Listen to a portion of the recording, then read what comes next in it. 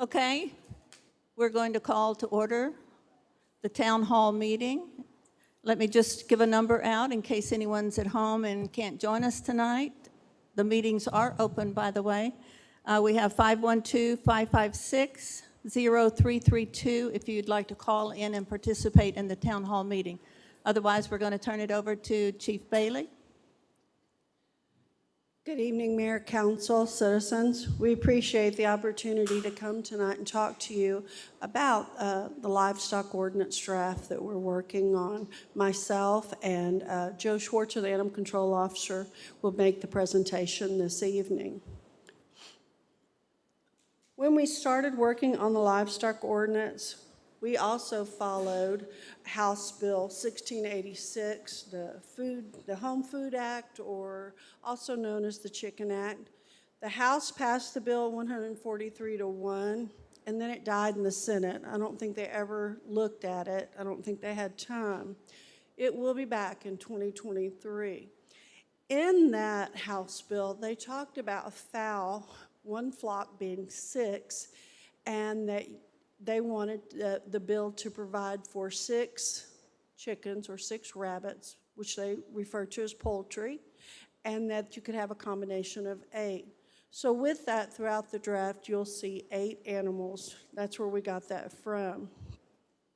We wanted to consider the rights of all, the rights of those to raise chicken, rabbit, livestock, and the right of the neighbor to not have the public nuisance of those animals next door.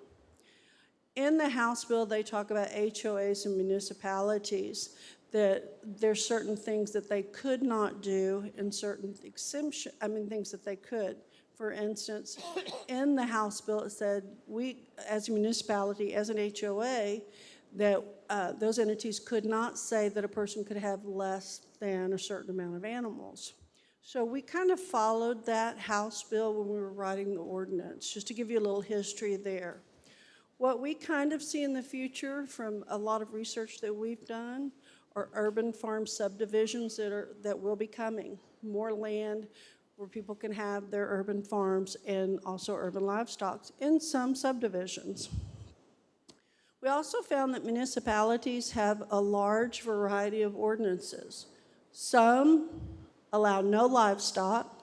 Some write ordinances to where it appears as if you can have livestock, but then you cannot, in all actuality, by the requirements that are in the ordinance. Also, other ordinances we found allow some, and then some just don't even look at it at all. So we worked to try to find a balance in our livestock draft. We thought we'd just get right on with what we have in the ordinance. The questions that are asked of us a lot of times are what animals are prohibited in this ordinance. So first off, in the draft ordinance, we wrote we have 6 animals that would be prohibited.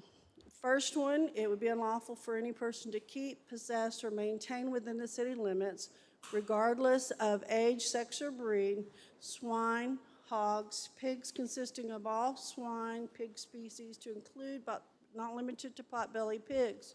We also give an exception with that. One potbelly pig as a companion type pig, companion pet type pig in the ordinance.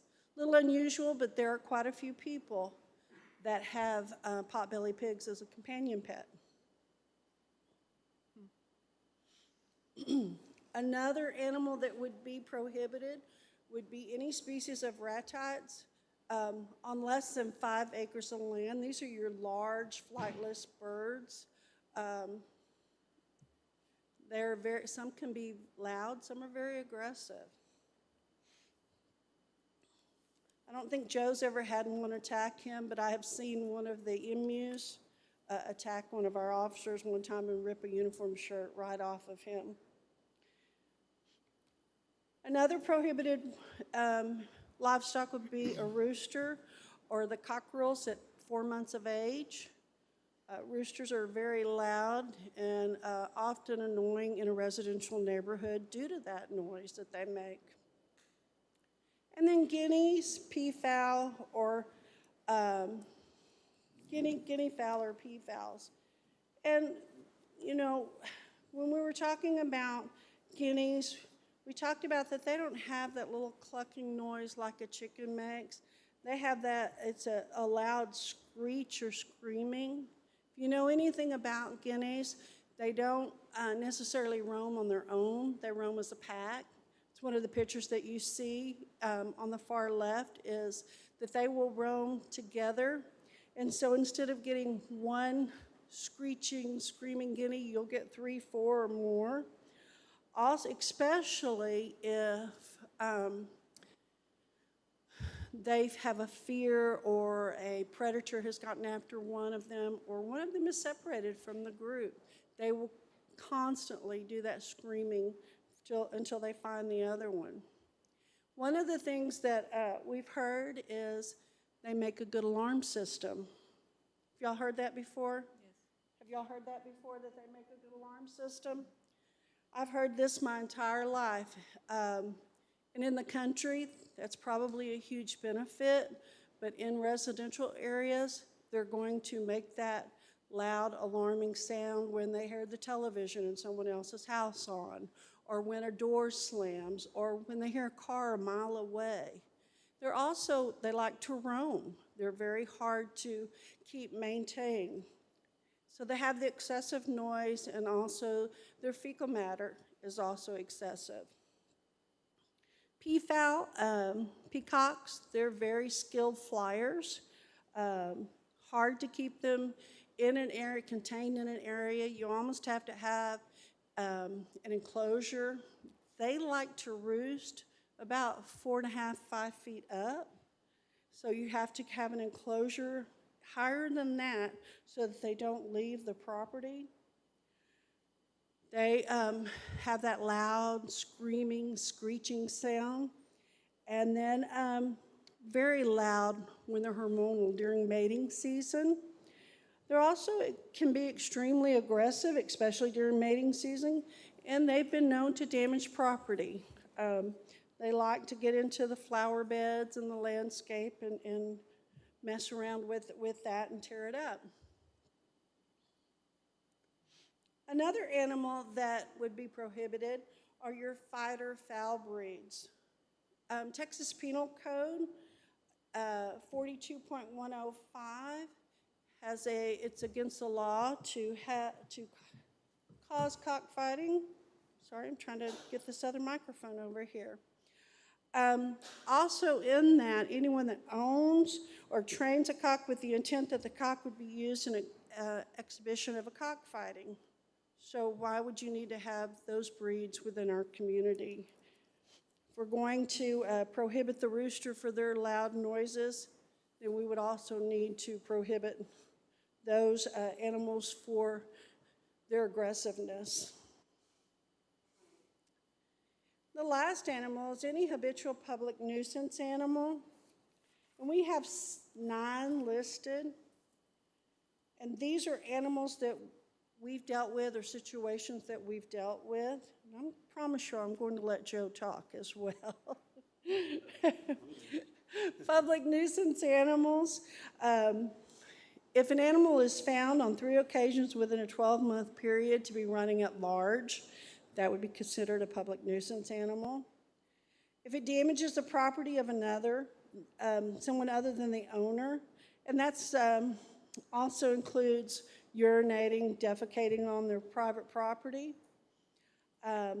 If it molests, chases, harms, or intimidates pedestrians or passerbys, or chases vehicles, including bikes, skateboards, motor cars, trucks, your wheeled toys that kids get on, the battery operated and the other type of wheeled toys or vehicles, excessively makes disturbing noises. Then we talked about animal fowl that bark, whine, howls, crows, or makes other noise in excess. And then the consistent manner with that. And we give it a 500-foot range on the public nuisance. 500 foot, just a little bit over a block, or right at a block with that. And then also, we call a public nuisance animal one that has a fouling of the air by odor. There it creates an an unreasonable annoyance, disturbance, or discomfort to our neighbors. And this also includes animal enclosures with that as well. And then any dead animal that has not been taken care of within 24 hours. A condition that is a breeding ground for flies, mosquitoes, or other diseases that a public nuisance animal creates. Any condition that encourages or causes the harboring of rats, mice, rodents, or anything similar. And a dangerous animal that is not confined or required by law, city ordinance, by the animal control. The eighth one is any animal that is diseased or dangerous to public health. And then the last is much like what we said earlier with the third animal, molests, chases, threatens, or attacks a human or other animals. So one we intimidate, and the last one is one that attacks. Those are what we have listed as habitual public nuisance animals. And so those would be the animals that would be prohibited in regards to this ordinance that someone could not have. Large livestock animal chart. When we sat and talked about these, we talk about areas. We are primarily talking about residential areas when we're talking. So when we first talk about cattle, and we have a unit of animal, one unit is one cattle, and that would also include a calf that's not weaned. That's where we have an exemption. So one animal unit on a half an acre of land, if it was a large animal such as a cow, cattle, horse, donkey, mule, would not be allowed on half an acre of land. One animal unit on 1 acre of land, there would be one cattle allowed, or you could have one horse allowed, one animal unit. And then again, there's an exemption for an animal that's not weaned. And then as you go across 3 acres is 1 animal unit per acre. So that would make you allowed to have 3 animal units, 5 animal units. 5 acres would be 5 animal units. And then on ag exempt land, you would be exempt per your exemption. You'd have to get a permit, but you would be whatever your exemption allows you to have. And then also setback requirement of enclosure for residents other than owner or caretaker. We have removed the 100 feet, so it'd just be 25 feet, 1 unit or less with that.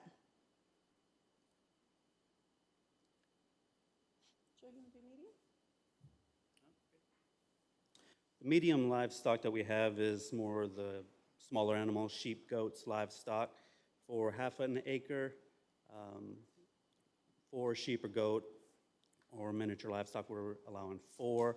With 1 acre, you have 8 animals, so you can have 8 sheep.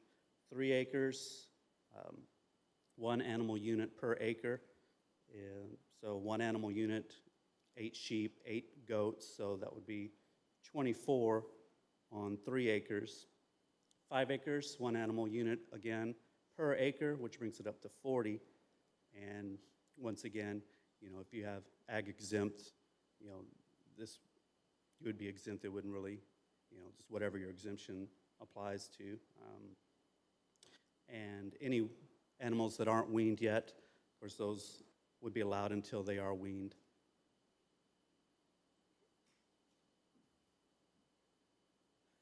And then small livestock animal chart, fowl. We made the animal unit for that 8. And we also changed the lot size, the acreage. We changed it to single-family residential lot, where in a previous draft we had half an acre, an acre. Once we went to the smaller animals, we went to the residential lot. So single-family residential lot, up to 1 acre, you can have 1 animal unit, which is 8. You can have 1 animal unit per acre up to 4 acres.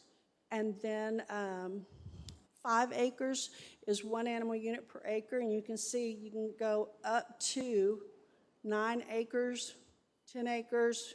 We just keep on doing that per acre.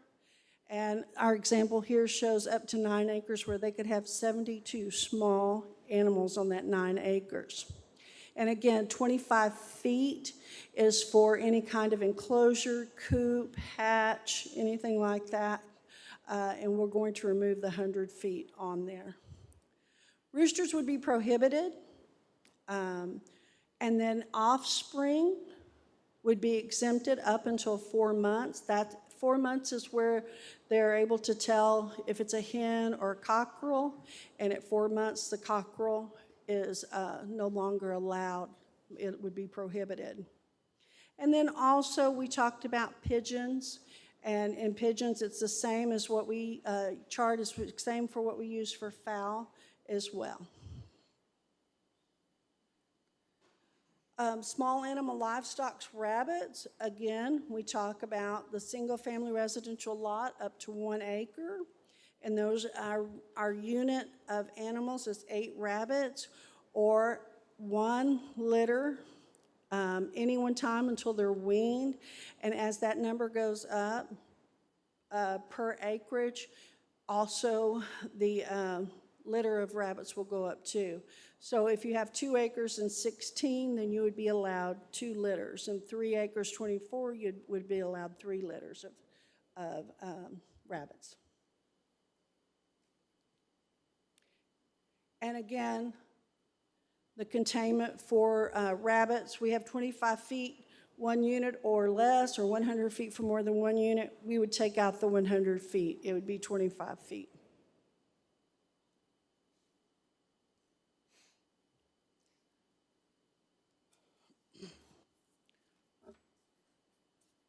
Permits. Annual temporary permits are issued at no charge, but they will be required to have animals mentioned in this chapter within the city limits. Revocation of a permit, we would recommend the maximum fine per day if a permit revocation occurs. Recommended fine would be $500 per day fine, and removal of animals from the city limits. Of course, we would give the owner time to move their animal. That would be part of an agreement with them as we're discussing fines and how much time they have to remove those animals so that they would not be in violation. There's also waivers which would apply, and then also if it causes a hardship for someone, there's also a way that they can discuss those hardships, and we could also provide a waiver for them. Or if there's no conflicts. For instance, Miss Betty, I'm gonna bring you up again.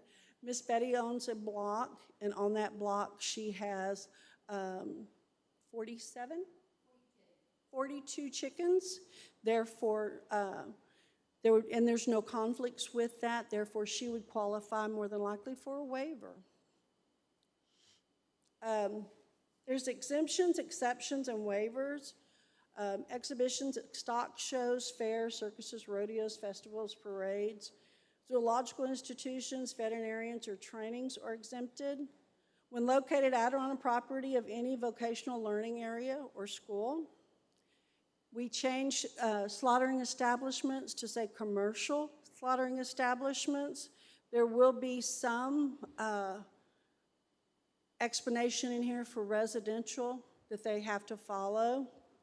City sanctioned brush control would be exemption. It would be exempt using livestock such as the rent-a-goat that we had along the creek to clear out the brush down in that area. And then recognized educational agricultural programs when kept at the home of a FFA, Future Farmers of America member, under the supervision of a high school vocational agriculture teacher or a 4-H member, under the supervision of the county agricultural agent. And then we have a long list of conditions with that, which are their normal conditions that they have to agree to in order to have, to participate in those programs. No permit shall be issued to roadside animal vendors. It shall be illegal to sell animals on public roadways and on public right-of-ways. And the provisions of the chapter regarding livestock, they don't apply to the Lampasas Animal Shelter. They wouldn't apply to the Lampasas Independent School District, and we're talking about the permitting part of it. And the provisions of this chapter regarding permits does not apply to farm and ranch supply businesses. And in the event of a shortage of food or a food supply shortage, the Lampasas City Council may prescribe conditions that it deems necessary or desirable that is best for public interest in regards to this. So we would come to you and say, Mayor, Council, we have a pandemic and it's very difficult for food to come in or very difficult for people to get food. We need to void this. And then no provisions of this chapter may supersede the county zoning regulations. Penalties for violation under the livestock ordinance. Any person found to be in violation of any provision of the chapter or failed to comply with any provisions of the chapter shall be, upon conviction, be fined an amount not to exceed the sum of $500. And the imposition of a fine shall be in addition to all other remedies provided in this chapter. So what we're saying in that is we want to work with someone. If they have animals and they're in violation, we want to work with them to either they take care of their animal to remove it from the city, or we work out a plan with them for that. Each day that a violation exists shall constitute a separate offense. And then 3 offense convictions in a 12-month period will be considered habitual public nuisance violator, and the person shall not be allowed to possess any livestock or animals in this chapter in the city for a minimum of 12 months. And that would be from the time period that they were given to remove their animals from the city of Lampasas. And we considered 60 days with that we would give them 60 days to make sure that their animals were out of the city limits, and then from that point, they would have to follow a 12-month suspension. If the animal's been found by the animal control officer after notice to its owner and adhering to be a public nuisance animal by virtue of being a menace to the public health, welfare, or safety, it shall be unlawful for any person to own, keep, possess, or maintain a public nuisance animal. Any animal in this chapter or animal owner or caretaker found to be in violation with a conviction of 3 offenses within a 12-month period of the livestock ordinance would be deemed a habitual public nuisance violator and animal public nuisance animal. The habitual public nuisance violator shall have their permit revoked and not be allowed to have animals mentioned in this chapter in the city limits of Lampasas for a period of 12 months or time set forth as provided by written notice not less than a 12-month period. So, like I say, we hit the high points of what the city ordinance has in it. It's right now, the livestock ordinance is 34 pages. As you see, we've given you a copy of it with our new draft, with our edits that we provided and our little bit of back and forth comments to one another in order to try to sort out the livestock ordinance. Again, those are the high points. Does City Council have any questions, comments? I just have one regarding, Yes, sir. are all exotic animals under a state permit? Exotic animals would not be under the same permit at this time. But they're under a state permit, is that correct? I'm sorry? They're under a state permit? There is a ordinance that pertains to livestock, As to far as exotic animals. Exotic animals, the way it's written now, you only have to have a permit if it's vicious, like has a propensity to bite. That's the way it's worded right now. Okay. So, yeah, if you had some exotic animal that, it's kind of a dangerous animal. First thing comes to mind is a lizard. What is it? A lizard, there's No. several people that Right, raise yeah, I know those. people have bearded dragons or, certain types of snakes and stuff like that, and that wouldn't apply. I'm thinking, Do they fall under the state requirements? for certain things they do. I know at one point somebody here had some type of monkey. I don't remember what it was, and I wasn't quite sure if that fell under our ordinance or not, and I was talking to the game warden about it, and he kind of explained it that way to me, like it was okay because those weren't the type that, like a chimpanzee, definitely wouldn't be allowed because they would be more, wild and dangerous. But as long as it doesn't have that propensity to bite, that's how our ordinance is written. So looking under some of the definitions here, and looks like ducks are under wildlife, but are they considered fowl within the city under the small game? They would be considered foul with the city, yes, sir. Yes, sir. Also, one of the things I mentioned waivers a minute ago, and with that, a person would be able to get a waiver if we could find that there was nothing detrimental to the health and safety of our community, to their neighbors, to the animal itself. And then also, we added grandfathered animals. We added a clearer, better definition to that.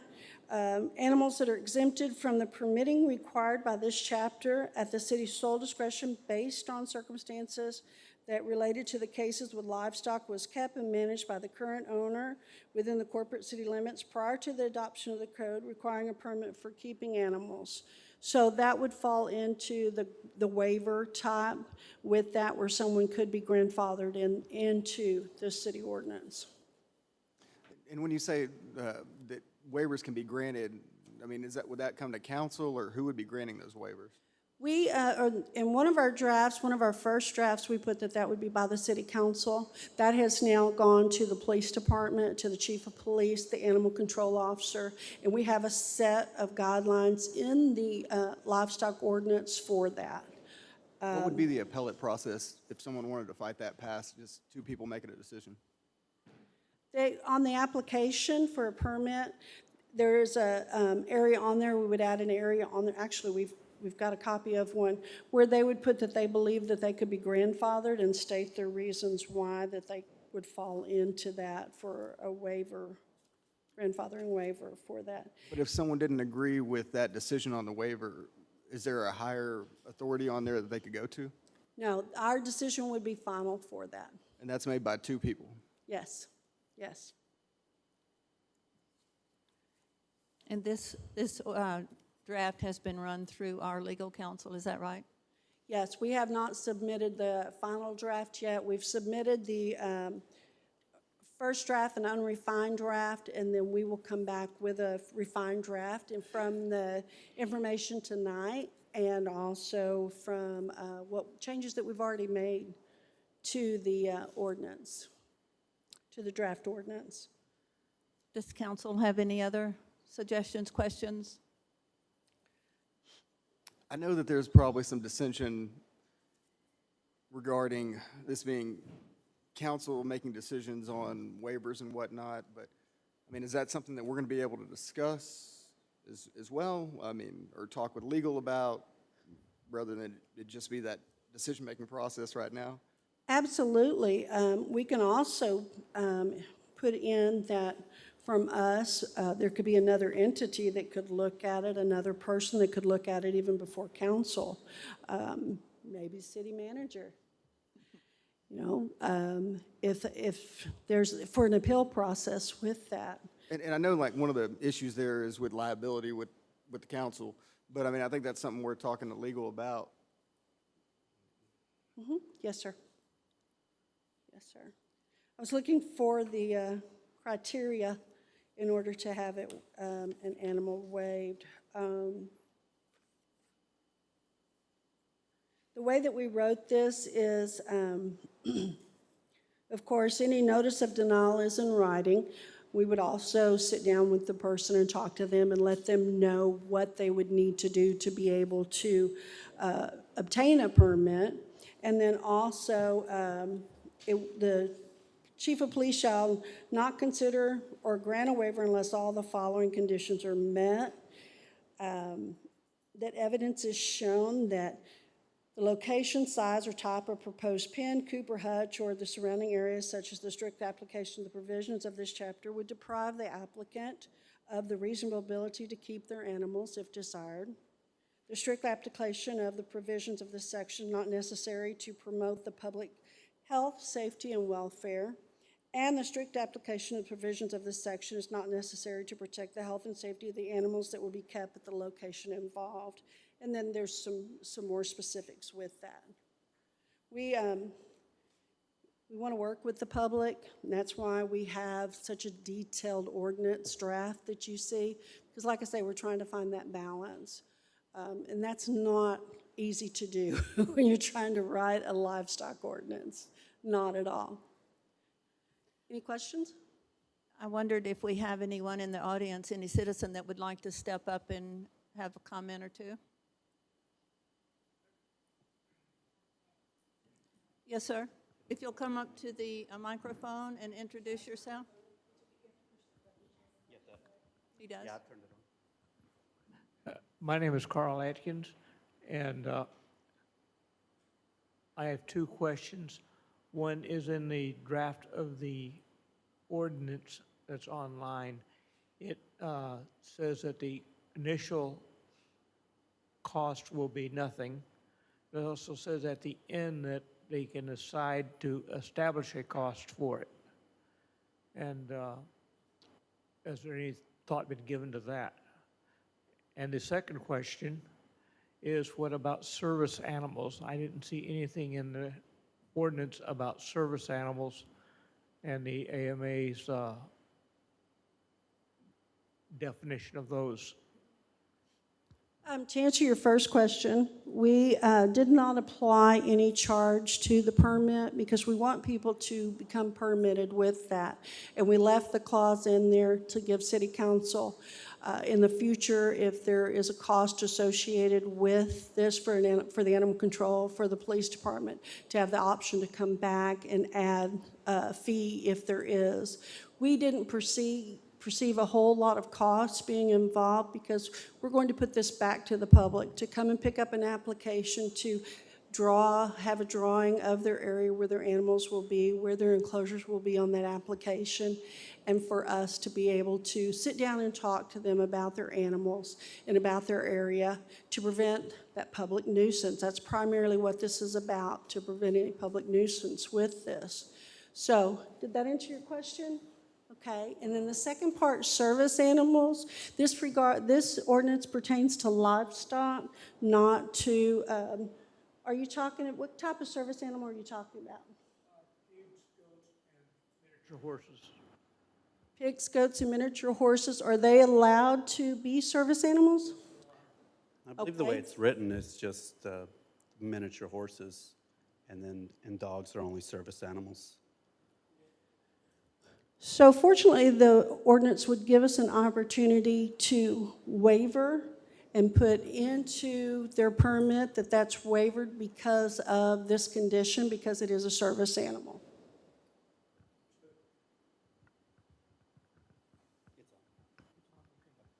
I raise service goats, and so I would have possibly have more than one or two at a time before they go out to the owner.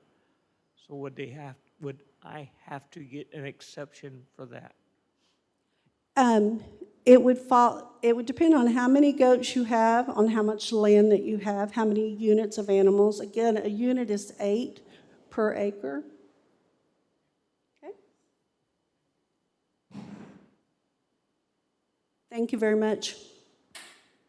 I'm a new resident here in Lampasas, live out in Sunrise Hills subdivision, and have been going through a lengthy dispute with my neighbor who is raising pigs in violation of our subdivision restrictions, refuses to do anything about them. And my question is this: the city has done their job looking into this. Thank you, Joe. And the city recently ruled, my understanding, that he needed to get rid of the pigs. That has not been done, and there's been a result of a couple of confrontations between us.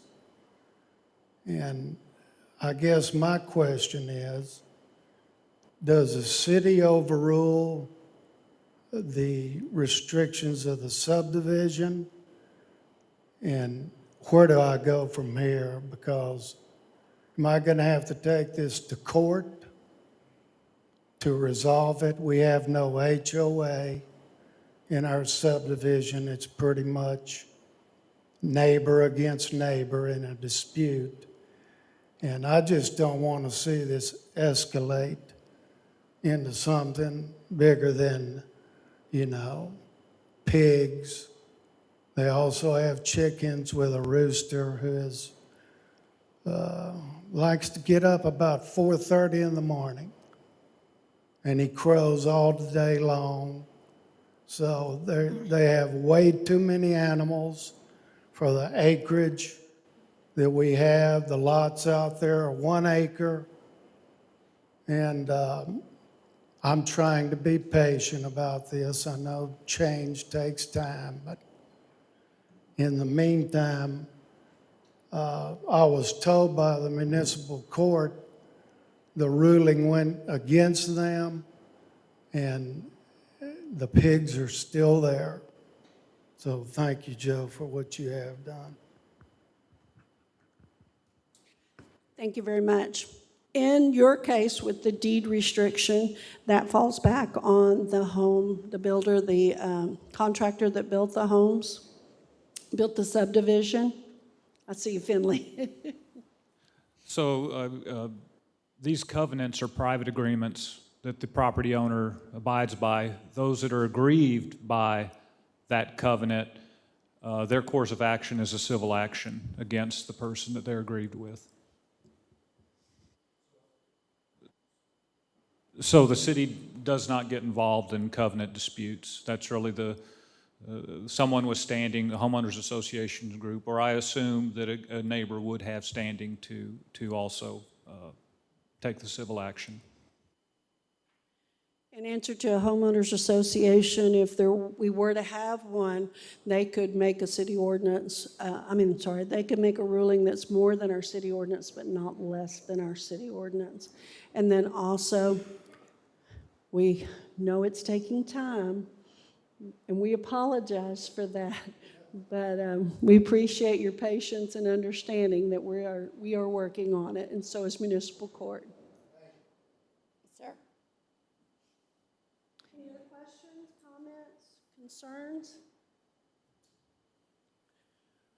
We appreciate you coming tonight, and please know if you have any questions, comments, anything that we didn't cover tonight that you'd like to visit with Joe and I about, we are here Monday through Friday, and please feel free to come visit with us or give us a call.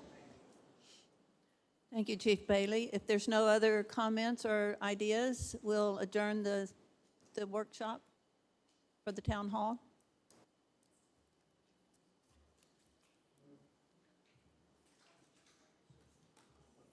Next item will be to call to order the workshop. The first item will be discussion regarding the COVID-19. Chief Smith.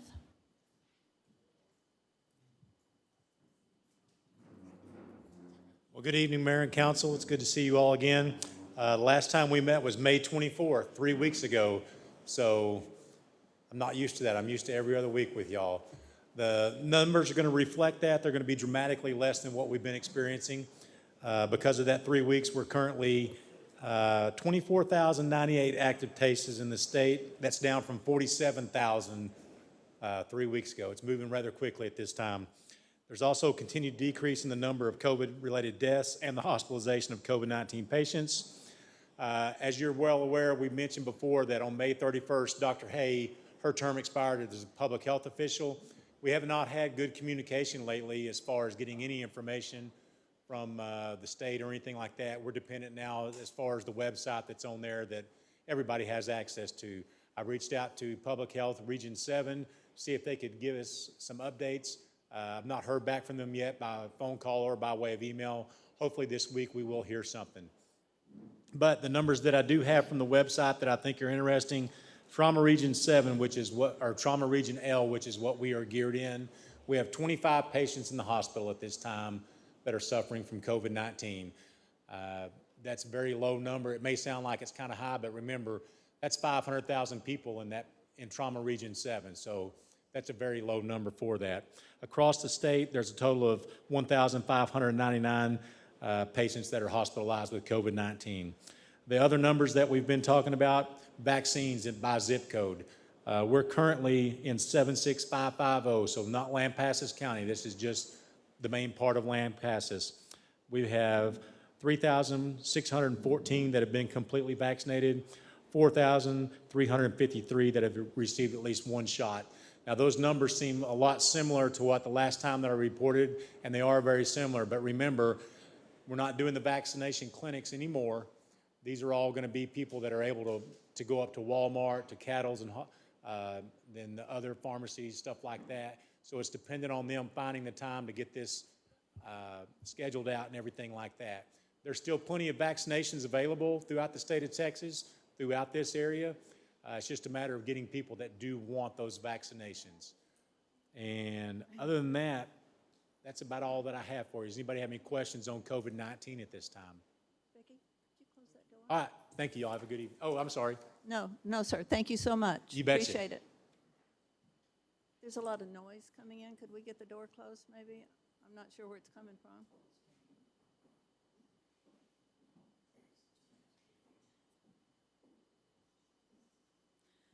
Okay, next item up is discussion regarding the final draft of the City Council Orientation Handbook.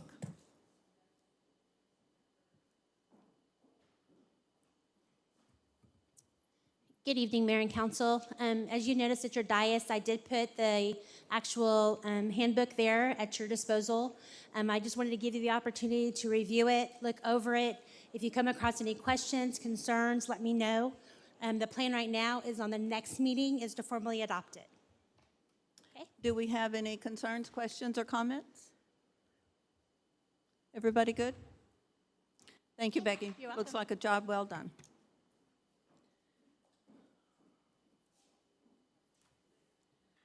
Next item is a discussion regarding the council workshop agenda. Good evening, Mayor and Council. I wanted to take the opportunity to primarily review 3 or 4 different items for our upcoming council retreat meeting. This will help us better prepare an appropriate agenda that will meet your expectations on July 7th. A few things that we wanted to go over, we'll review the agenda. Also, I want to talk a little bit about facilities. I know that there had been a number of different comments about, we'd really like to see the water, wastewater, shop and lab, or we'd like to see the historic colored school or some different facilities. I purposely did not put any of that in the itinerary. I wanted to wait and hear what you had to say this evening. If we wanted to take a chunk of time and maybe have lunch at a different location, we do lose a little momentum when we do that, but at the same time, you also may welcome a chance to get up and a little change of scenery. We want to take a look and talk to you just for a second about the survey that's included in your packet, and I think Becky has also prepared some handouts, so if you just wanted to grab a handout from Becky, that is something that we've used in the past, a lot of times around budget time, but this also kind of helps us gauge the areas that you would like to discuss or that are important to you. On the agenda, this is absolutely tentative, so if there's something you think we're off base on, we want to make sure that we cover some items that are important to you. By and large, the morning is generally devoted to projects, and talking with Antonio Naylor, who is, I think he's basically open all day, so if we needed to move him back or up at council's direction, we could certainly do that regarding the hostess house. Spend some time and talk about what I would call the hot fund projects. Those are the ones that we're trying to juggle with a certain amount of funds that are available, primarily in Campbell Park, but also Historic Colored School and possibly the New Hope Baptist Church. We also, and really what I'll do tonight in the next agenda item is just give you a tickler on some of the projects we have, and I was talking to Councilman Clark before the meeting, and the one thing that we didn't have down there that I had on my notes but I didn't get on the list is probably one of the most important and certainly could be one with the greatest financial impact to the city for a while, and that's the pre-treatment process. So I'll review items like that primarily in the morning. Beginning at noon, we'll really start to dig our teeth in, hopefully a little bit more into the planning process in terms of what your expectations are. We want to make sure that we meet your expectations, but we don't necessarily duplicate any efforts that are already in place, either with the CIP or the budget process. They all somewhat tie together.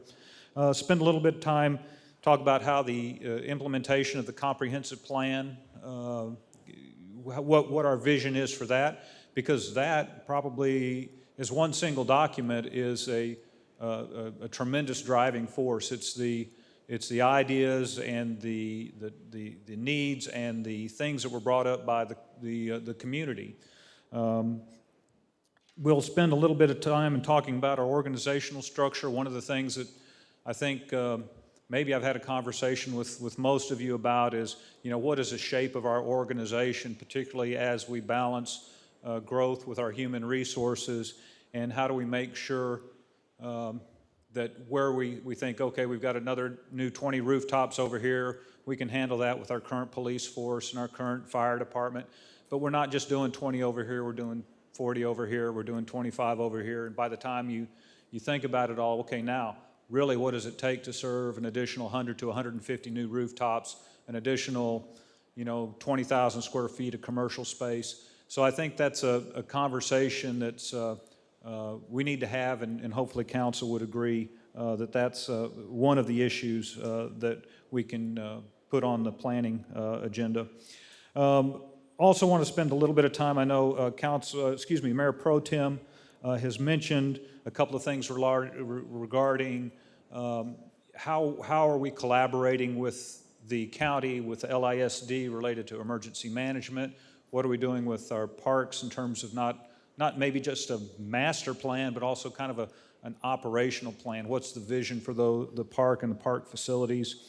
And there are a number, and the Mayor Pro Tem has been a great resource in terms of making sure that these things are items that we want to make sure that we keep on the top of the list in terms of how we plan. The planning categories that we've used in the past, and again, this is something I'd like your input on, have been those items related to communication, image and promotion, community engagement, capacity building, expanding resource, and then assets and stewardship. So how do we continue to be a leader within the area in terms of our other partners, whether that's the school district, the county, the Chamber of Commerce, the LEDC? How do we encourage community engagement? How do we communicate? A lot of times people may have an issue, and there may not be an issue. It's just the fact that we haven't told them about it, or we haven't put information out that they needed to see. So there are a lot of things like that we've typically talked about in these meetings over the last several years. We typically walk away with, a number of pieces of paper on the wall that just have, we need to do this. This is an idea here. We need to do this. This is important. So we'll walk out of that meeting hopefully with a bunch of rolls of paper that are your input in terms of things that you want to work on as a council, and the ways that we can continue to work well with our community.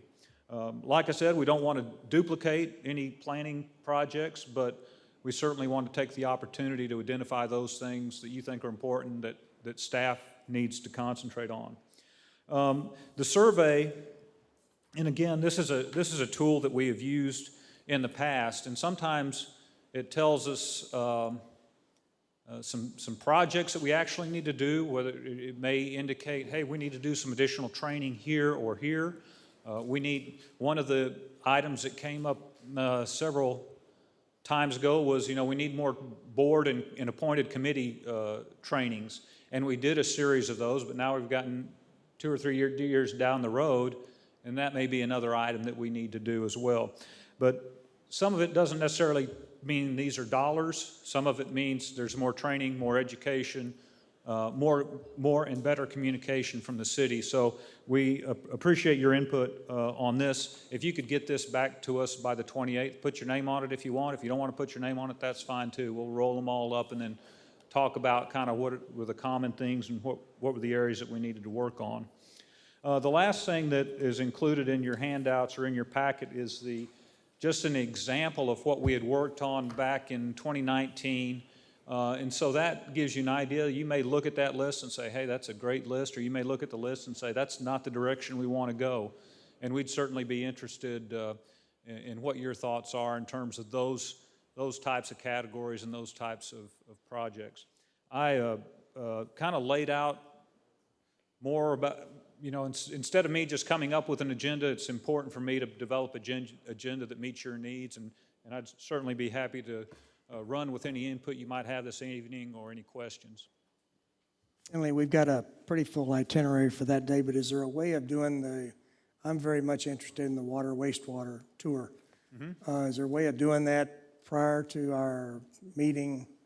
Absolutely. I mean, and I I know you how were. council feels about it. I suggested that we go we're through at 2 o'clock. I suggested those of us that do want to go, and I know Mr. Morris wanted to go as well. We could go over after 2 o'clock. We'll be through with everything by then, and we've all mostly I set don't. aside the day. I just personally don't see how in the world we're going to cover everything in that short a period of time. That's my feeling. I was expecting that we would probably spend all day with it because there is a number of items that I use it as a kind of a preemptive beginning of our budget process. Yeah, and I've got a note here on my list that says we can go later. So absolutely, and a day might need not be enough. And I think the one thing I'll tell you right off the bat is you're going to have to expect unfinished business. By the time we get into things, we may have to spend some time in workshop for the following several meetings to kind of iron some of that out. But we're certainly willing to work on council schedule at your convenience and whatever time you think we need to spend on it. And we don't want to forget the New Hope Church as well. So it sounds like certainly we may want to include some facility. I know that some of you have been to the water wastewater shop and lab. Mayor Pro Tem has. Yeah. You've been down Councilman there, Clark man. has. Yeah, I've been Oh, there. that's right. You missed that meeting. So, but we can sure. I mean, that's a.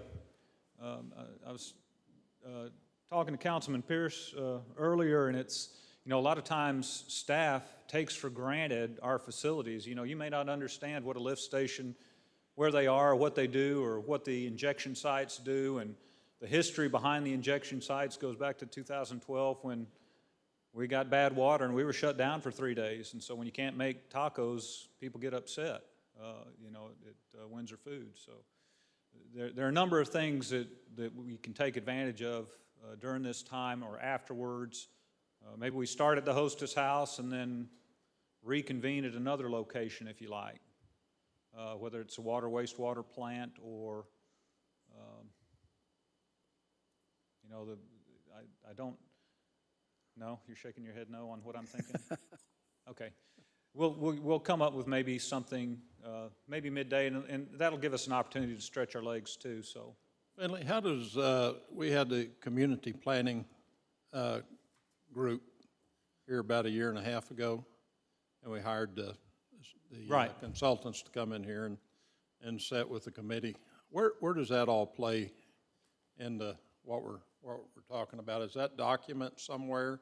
Yes, we have just received the final edits from the consultants. As council may recall, you approved the comprehensive plan, and with the edits that I provided back to the consultant, we wanted to take a look at it one more time once the consultant incorporated those comments. We are still, and in fact, in some of the documentation, we have already been referring to that. When I think we had a zoning case not too long ago that we referred to the comprehensive plan. So we're starting to use it, but the full bound copy is not done yet. But we think it'll be done here in the next week or two. Okay. Any other questions? Sounds like we want to move around a little bit, see a few things, extend the day if we need to. What other comments are, the format generally is all right? Yeah. Works for me, yeah. We'll proceed. We'll probably bring you back something on the 28th in terms of kind of an almost final itinerary agenda then. Okay. So you're going to go straight on into the projects? I can. Mayor and Council, this is something that, again, we want to flush out in a little more detail on July 7th. And I think this just provides you the opportunity for a quick review. Some of these projects you're probably somewhat familiar with. We've tried to do ongoing updates on some of them, but not all of them.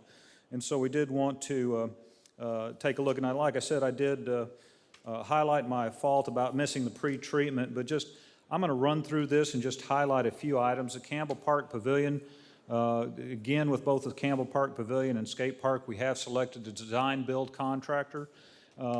We have gotten the geotech completed, and we have gone back to the contractor and asked them to prepare pricing.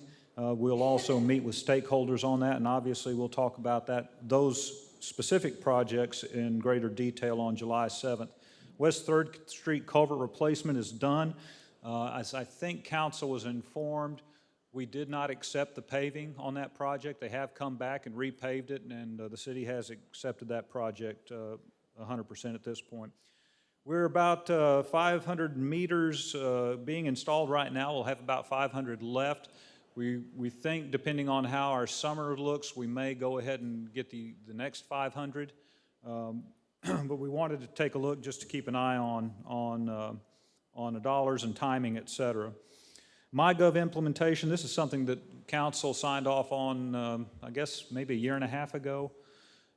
This is primarily for building inspections as well as permitting. It allows the contractor to basically get their permit online, keep track of inspections online, et cetera. Public safety communication, I think Sammy will talk to you a little bit more about that later. That should be just about complete. Cardinal CAD probably in July. We are waiting, I think, primarily for the CGIS stamp of approval. Tree trimming, we've gotten through this season. Cemetery pole barn, as you recall, we were in the right place at the right time.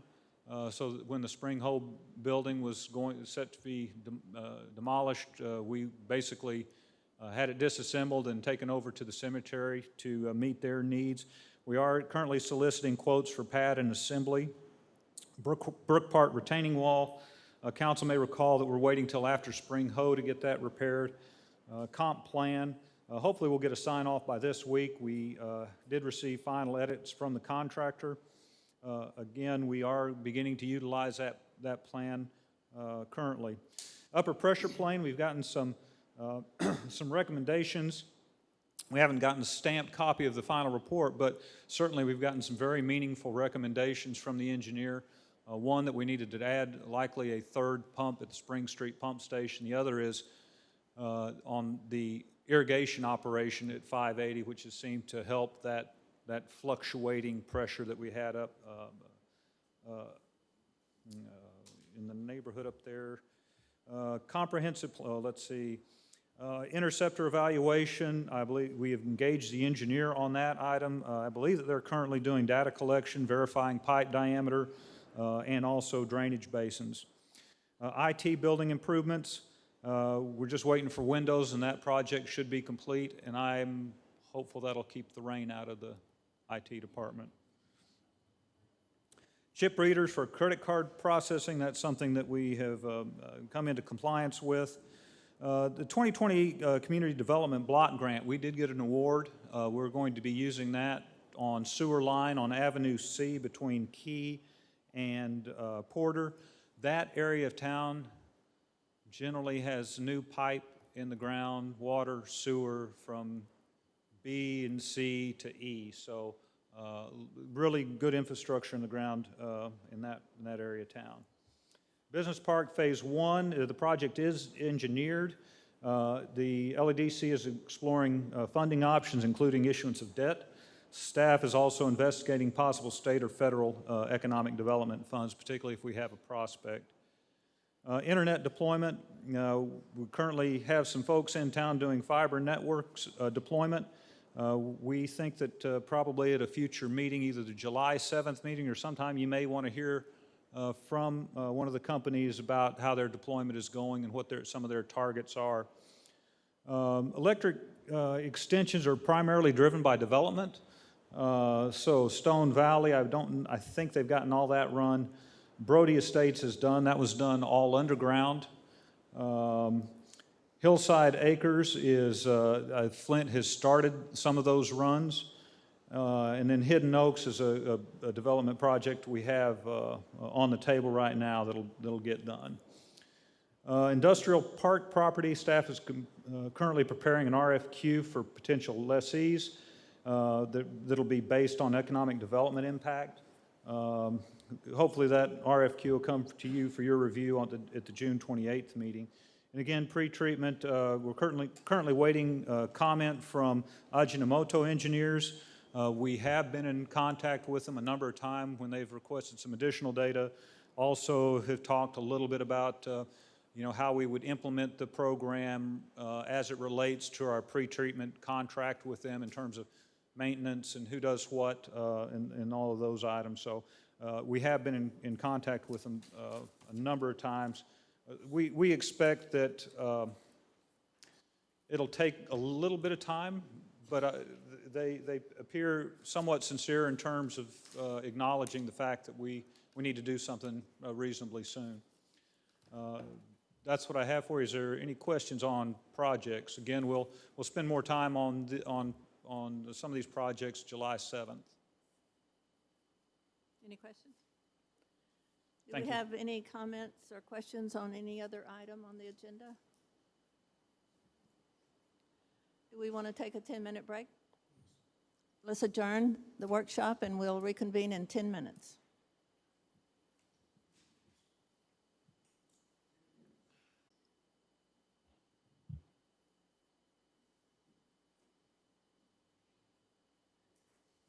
Okay, let's call the regular session of the City Council meeting to order. First item will be the invocation and pledge of allegiance. Please stand. Please join me in prayer. Heavenly Father, we come to you tonight and ask that you watch over our meeting. Father, we ask that you guide us and that you direct us for your will and into your way. Father, we ask that you continue to keep our community safe and to help those that need healing to be healed. Father, please see that everyone here makes it home safe tonight. In Jesus' name we pray. Amen.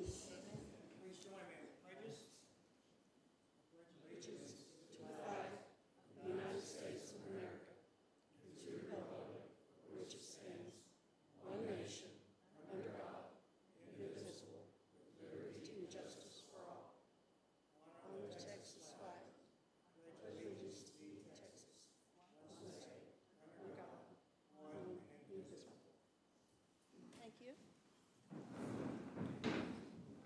We do have a swearing in. Has Judge Gradell made it? Okay. So we want to swear in Officer Kyle Mulder. Yes. Good evening, Mayor, Council. I'd like to introduce our newest hire, Kyle Moulter.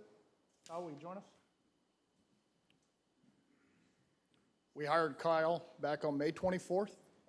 Kyle's grown up in the area, grew up in Lomita, graduated from Lomita High School.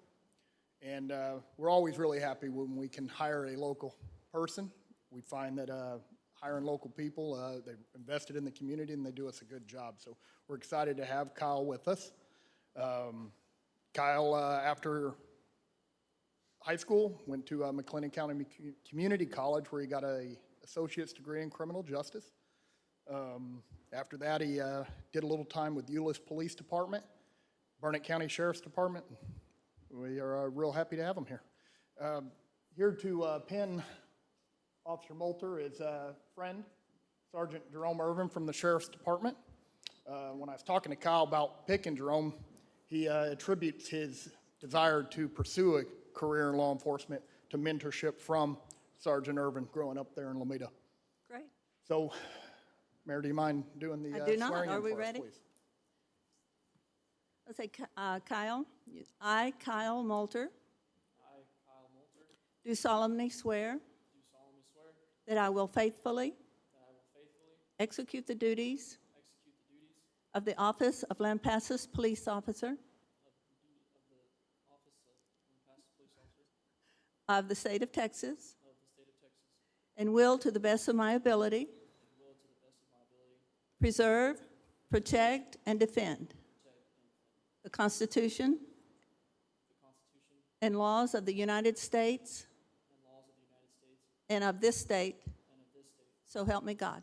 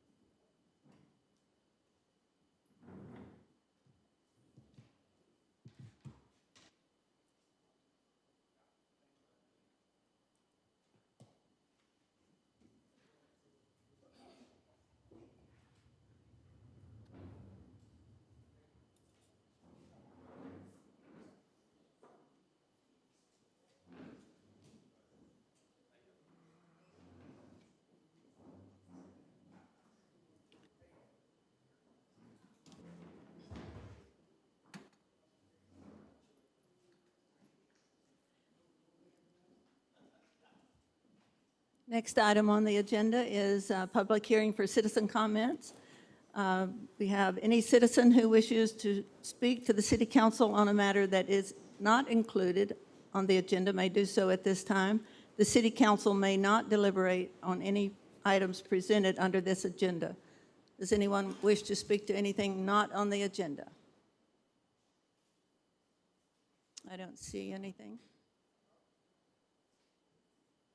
Bob McCauley? Yes, sir.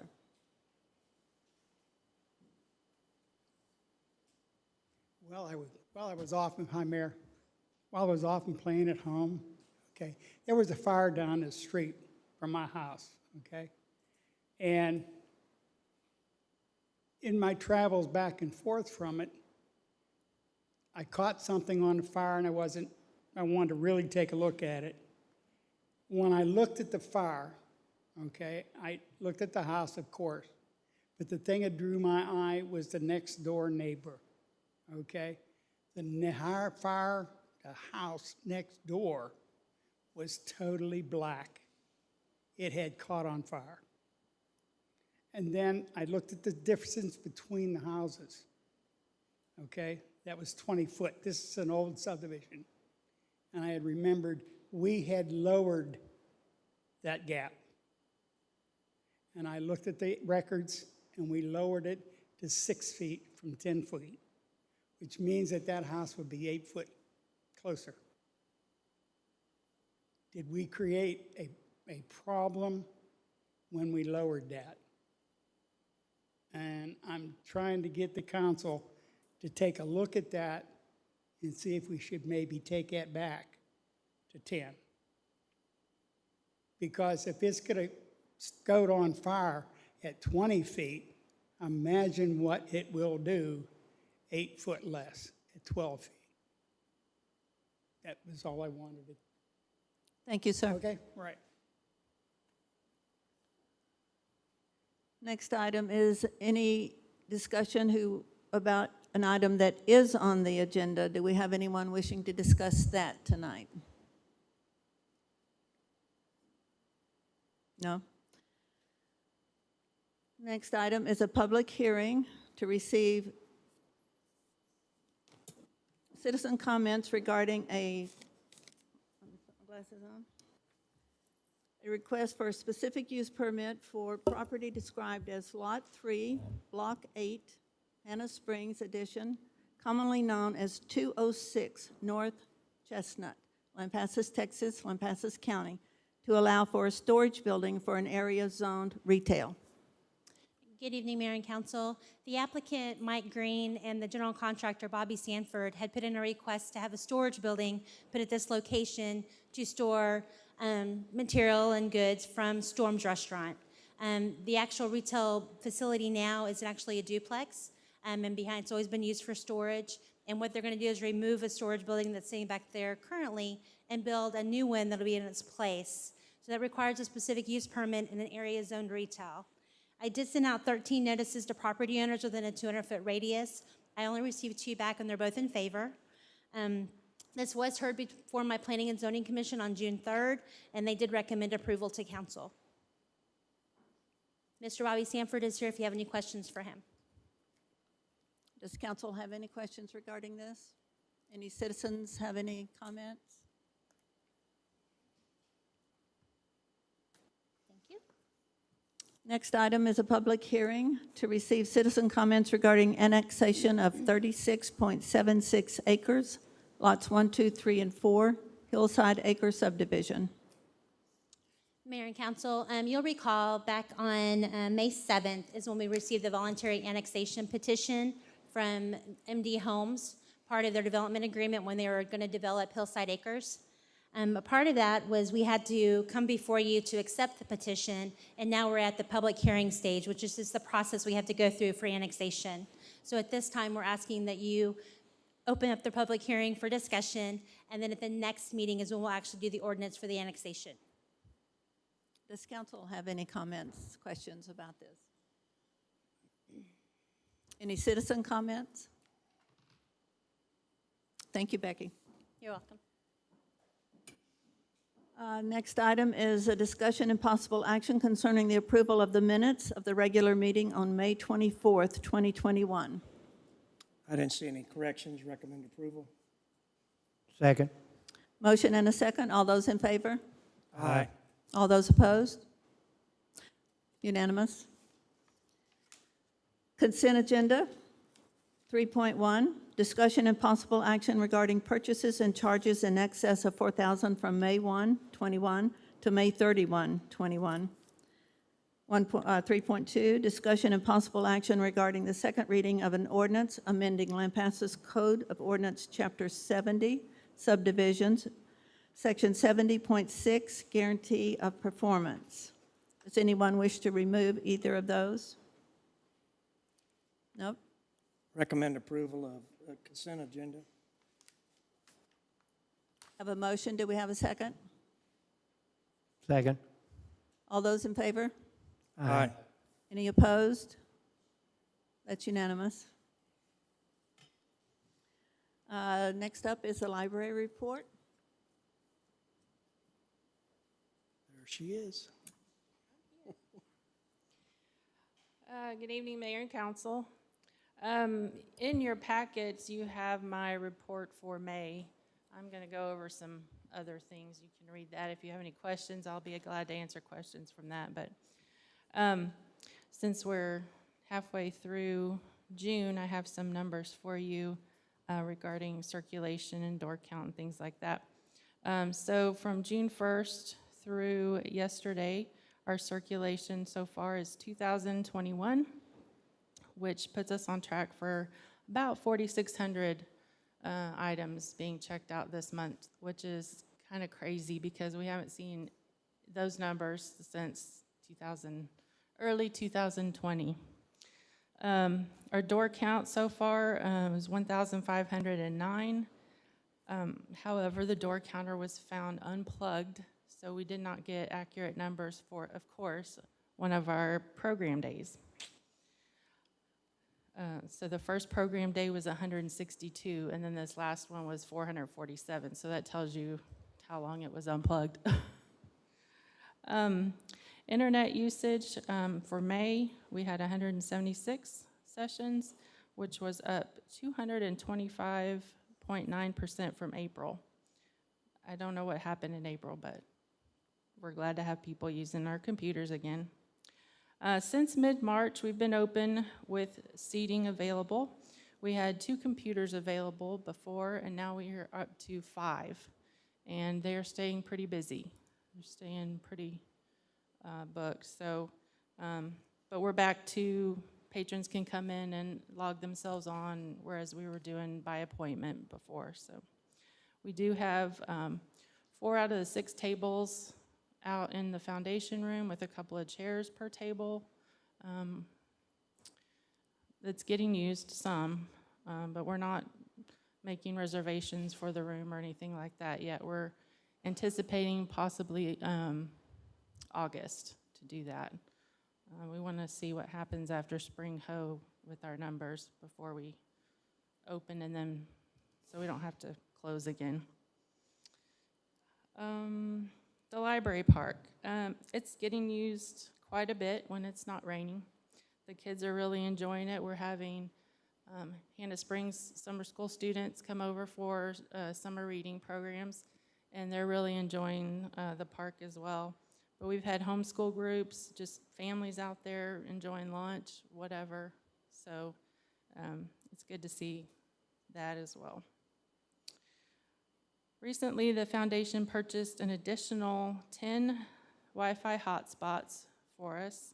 That gives us a total of 30. Since they purchased those, we have not had a waiting list, and we've actually been able to renew hotspots for people. So I know they appreciate that. In May, we also did our, it's called Userful.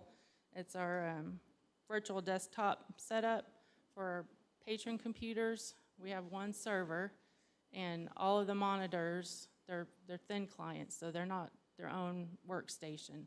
They all operate off of this 1 server. And our equipment was due to be updated, upgraded, and Monica and Christy did a great job on that. I appreciate all their help. I know they weren't looking forward to that. So. Summer reading real quick. Our theme this year is Tales and Tales. That's animal tales and story tales. So we're having animal-related programs.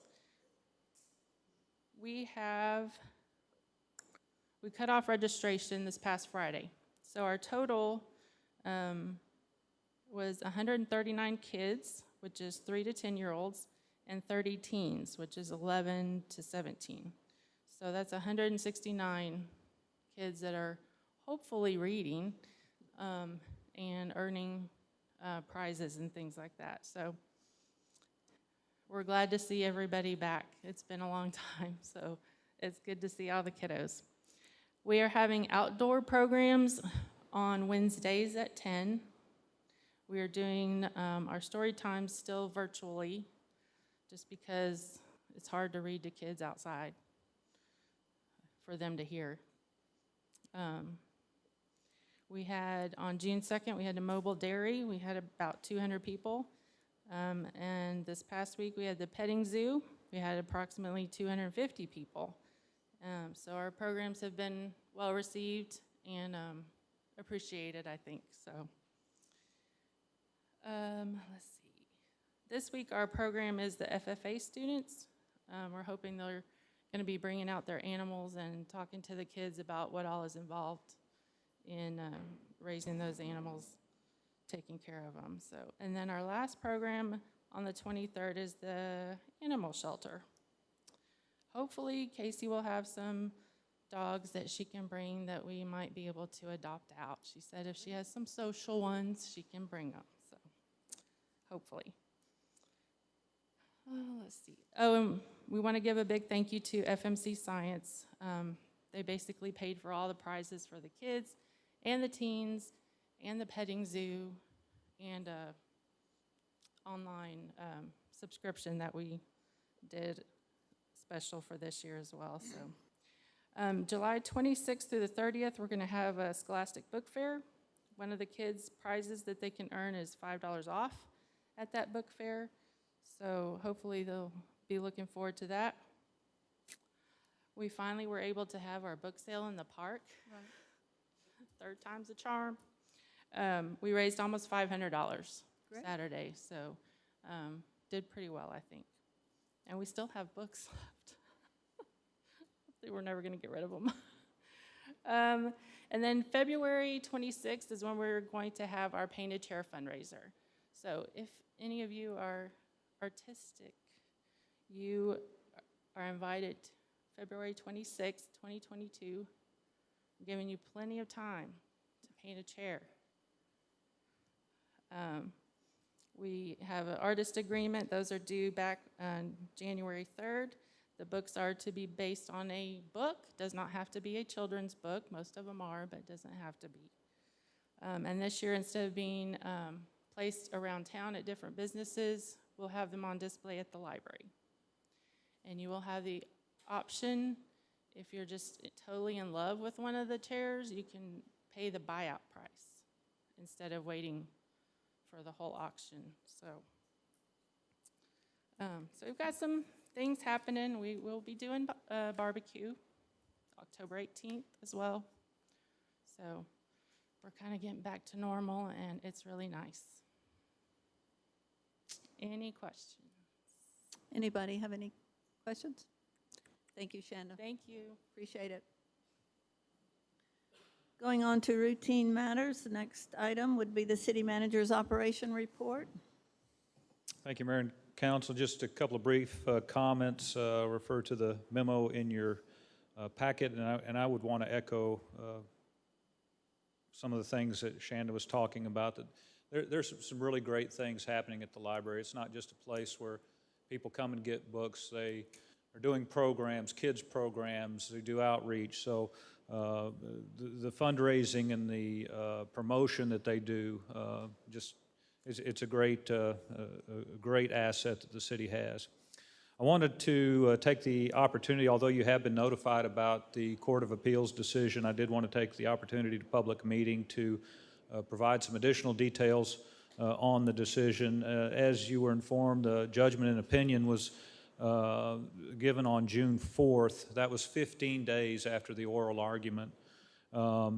It affirmed in all respects the trial court's decision from the 169th in Bell County, and it validated, frankly, all of the arguments that our counsel gave, our counsel and the Kempner counsel, generally that the plain language of a contract can't be changed, that Lampasas had the absolute right to intervene, and that damages should remain the same. There was not anything that they did not affirm from the trial court.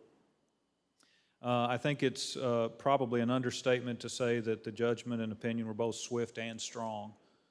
In Mary Keeney's 43-year practice as an attorney, she's never seen a decision out of the Court of Appeals that quickly.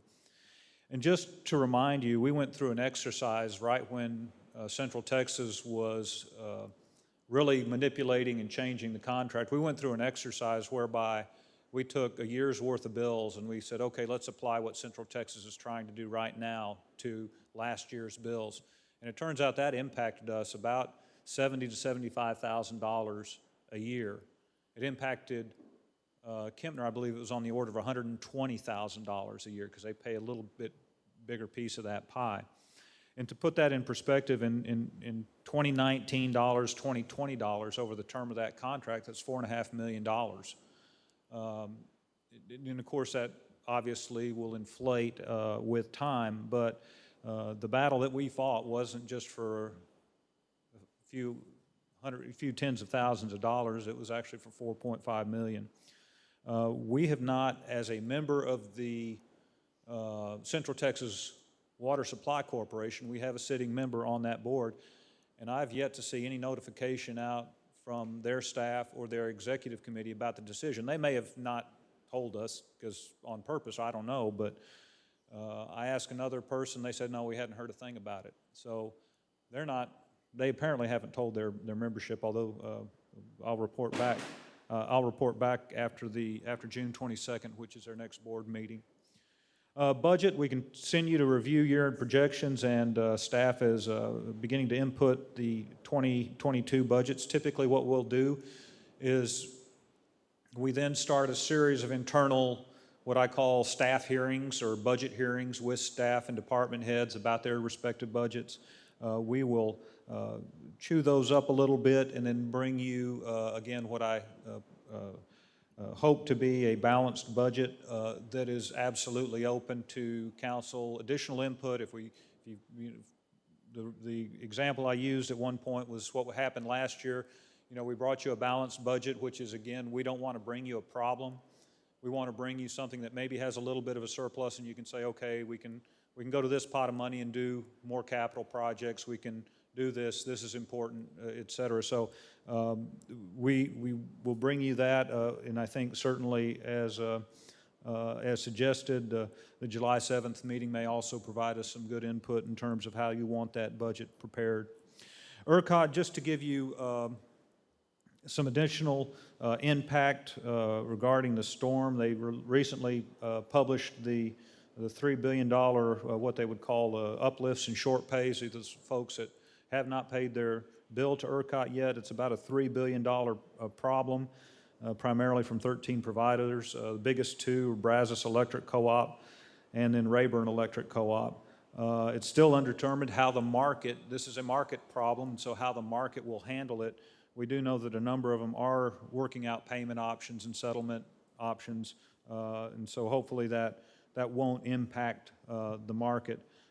It was interesting shortly as I was preparing or reviewing my notes this afternoon, we did get a notice from ERCOT, and again, this is how many days after the legislature adjourned, patting themselves on the back to a certain extent about some progress they'd made with ERCOT. You know that we have a notice to encourage conservation. We've got thermal plants that are offline right now, and this is not the time of year to be offline for any repairs. And they typically said you could not have any planned outages for the summer, which is a reason that we can keep up in the summer because you have all your assets online and working. And of course, because plants are designed in Texas to handle the heat, not necessarily the cold so much, but that's just a little slight editorial on my part in terms of that. We did feel like we needed to push that out as a notification, just like we did with all the previous notifications, particularly during the winter event. ACM, we actually have more than 25 applications. Vicki Tower was on vacation last week, and so some of them collected in her inbox on the internet. So we have a number of, I think, very qualified candidates, some department heads, planners, engineers, former city managers. We'll take a look at those applications on or about June 15th, and we will utilize what at least some of council have become accustomed to in terms of our hiring process, where we'll take a candidate and we'll run them usually through 3 or 4 different stations, one of which will be council stations. So you'll be included in that process, and it's always helpful as I make that decision to get feedback from staff, get feedback from council, et cetera. So looking forward to that process, probably the end of June or early July. Job fair, Mandy Walsh reports we had about 30 employers attending, about 80 job seekers, and the takeaway was that although it was fewer numbers of job seekers in the past, I think the feedback that was received was that the quality of the candidates was actually very good, so I think there were some employers that were pleased about that. Kempner Water, we have visited with them about some of their long-term plans for improvements to their water storage tanks, those in particular that by contract we also share in certain maintenance expenses. In exchange for the share of those maintenance expenses, we also have capacity in those tanks. So it is consideration for both parties. We are currently reviewing the plans and specifications. We want to make sure that those particular expenses qualify for our participation under the contract. Pleased to announce that Dustin Roscoe has been appointed as a school resource officer. Eric Hernandez will stay on mostly as a reserve. He's, I think, going to be building houses as well, primarily. But he'll stay on as reserve. We just wanted to let you know, too, that the interview process included personnel from the city and the school district. And the final thing is I may take a few days to go up as some of you know, I do watch baseball from time to time, and the Texas Longhorns have now increased their record for the most appearances in the College World Series, so I may be out for a few days to catch a game or two. Thank you. Thank you, Finley. Next item is mayor's report, and there is none tonight. We have no unfinished business, so starting with new business, the first item is discussion and possible action regarding an Eagle Scout project to collect decommissioned American flags. Good evening, Mayor and Council. I just want to introduce Eagle Scout Ian Johnson. He is here to present his Eagle Scout project to you.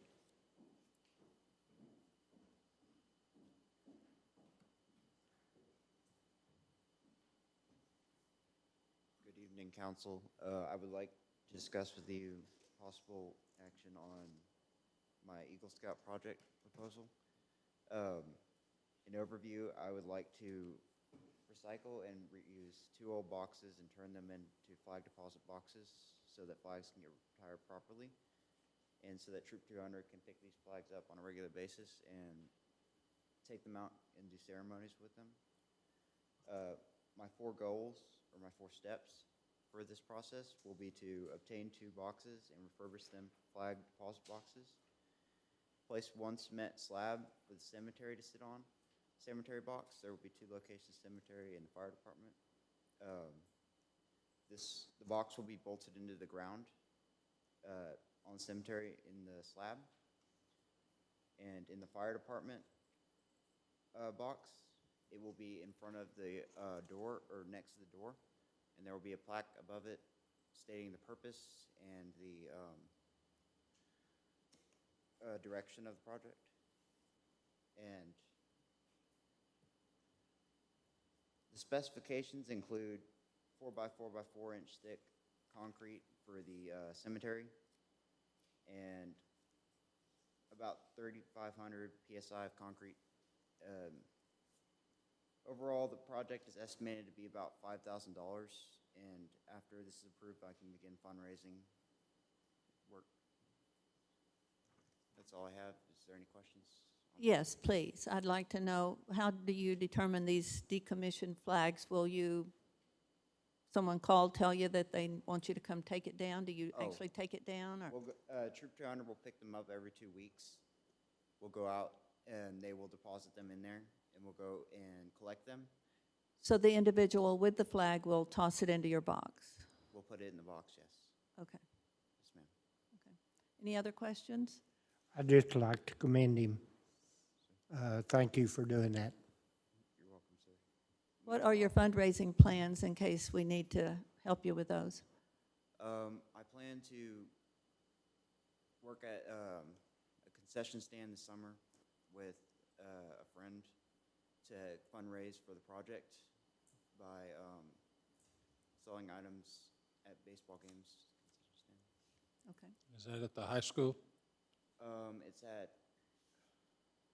It's the park out on 580. Okay. It's over there. Sports park? River Park, yes. Okay. Any other questions, or could I get a motion? I'd move to approve. Second. All those in favor? Aye. Aye. Any opposed? Unanimous. Thank you, Ian. 7.2, discussion and possible action to approve, deny, or approve with modifications a request for a specific use permit for property described as Lot 3, Block 8, Hannah Springs Addition, commonly known as 206 North Chestnut, Lampasas, Texas, Lampasas County, to allow for a storage building in an area zoned retail.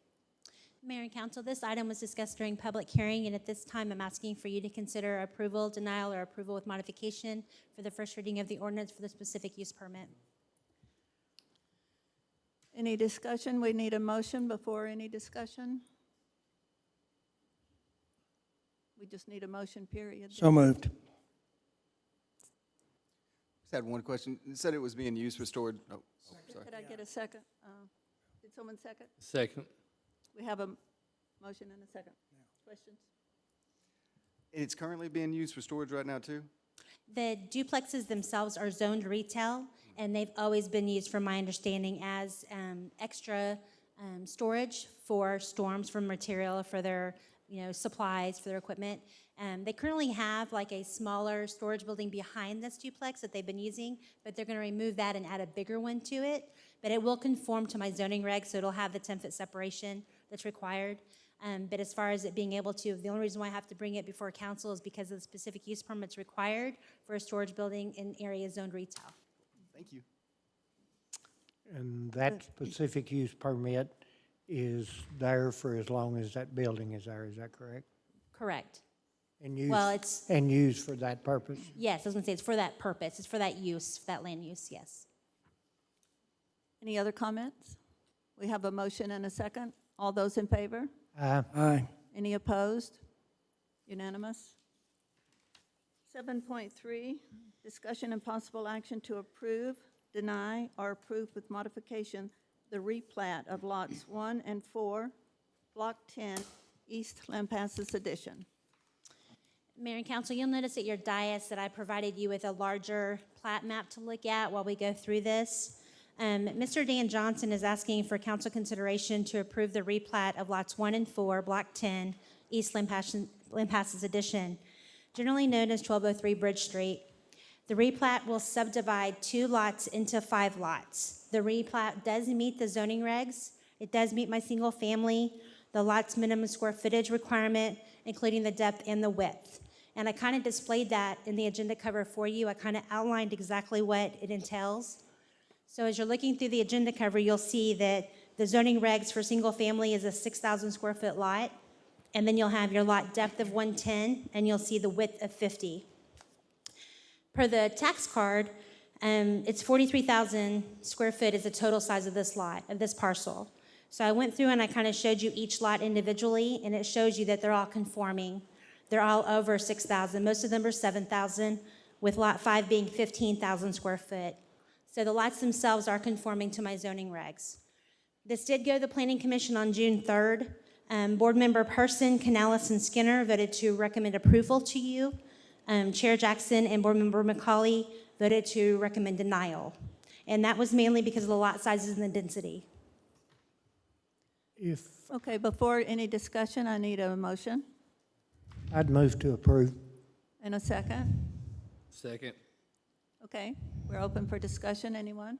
I would say, if these conform to the zoning ordinance in that jurisdiction, I believe, if I'm not mistaken, we're required to go ahead and approve it. Yes, That is correct. For local government code, for subdivision regulation, it is a requirement that we approve the plat if it's conforming. That's why I made the motion. Any other? If you do have any specific question, Mr. Johnson is here if you have anything specific, but this is just strictly about the replat at this point. Nothing at all about the rebuild or the building up, just the replat. Do we have any other questions, comments? First and second. We have a motion and a second. All those in favor? Aye. All those opposed? Unanimous. Thank you.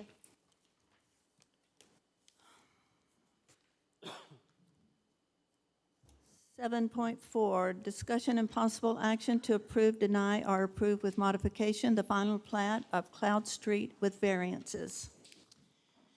Okay, so again, I did on your dais, you do have a bigger plat map to look at, kind of shows you more detail.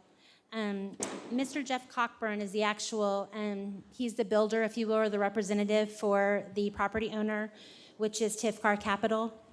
He cannot be here this evening, but I do have representative if y'all do have any specific questions that I cannot address for you. The property owner is wanting to subdivide the lot into 2 parcels and build a new home in Lot 1A. So you can see in the plat that you have Lot 1A and you have Lot 1B. 1B currently has a home in it, and you can see that it's kind of structured right up to the property line, whereas you have a lot of undeveloped property around it. Their intent was to make 2 lots so that they can use that other lot and build another home. It went to my zoning board of adjustments back on May 18th for their consideration, because this does require a variance to my lot size and to my depth, sorry. So it had to go before them for them to approve those items. For my actual lot size, my requirement is 6,000 square foot. These 2 lots are at 5,400. And then with my depth requirement is 110. It had to go down to 103. So the zoning board of adjustment approved these variances unanimously. They had no problem with it whatsoever.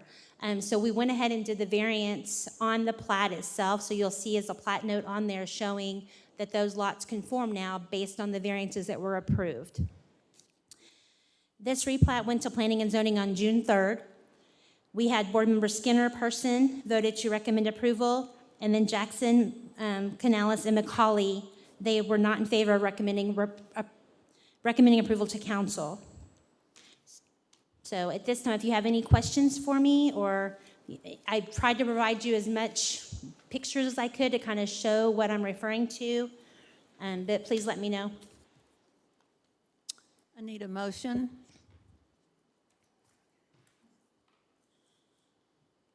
In the event we don't have a motion, Finley, what do we need to do? I'll make a motion to approve it for sake of getting a second so we can go into discussion. I have a couple of questions when we get to discussion. Okay. Could we have a second for discussion? Second. Okay, we have a motion and a second. I guess, Becky, where I get nervous is when I have P and Z come to me with a split vote. What was, I see Bob back there, but what was the rationale? To be honest with you, Councilman Williamson, there wasn't a whole lot of discussion of what they didn't like about the actual replat itself. There was some concern about the property of where it sits as far as the block, and they wanted an aerial view of the block itself to kind of see how the block looked. I didn't have an aerial view of the block at my disposal at the evening at the meeting that we held. But again, like I said, it was just a formality as far as I was concerned, because I did the part to take it to the zoning board to get my variances approved, and it would be done administratively had we not had to get the variances. So that's why it has to be brought to you at this point. But they did not really go into detail of why it was split. Like I said, the only thing that came out of it was just placement and wanting to have an aerial view. Mr. McCauley, just your objection was to the size of the lot, I'm sure? Okay.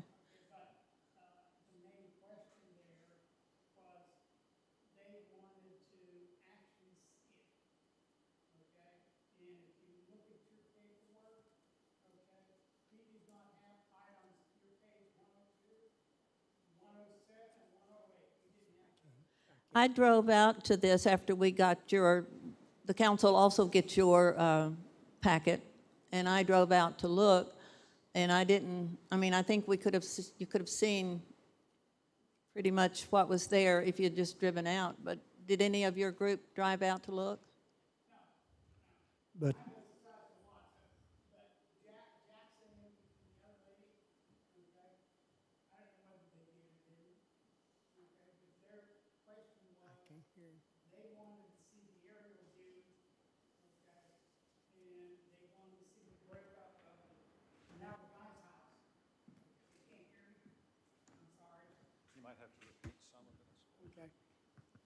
Can you hear me? Okay. Right. They just wanted to see it, really what it was, to make up their mind. And so since then, do they still have those same objections after? I don't know whether it would or not. They probably would have passed it had they had that. Okay. That's my way I felt which Okay. way it was going. Good. Any other comments? I just have a question again on clarification. The zoning board of adjustment, they granted the variances. Yes, sir, and I provided that in the documentation for planning and zoning and for y'all, just so Right. that everybody be aware that they did approve that.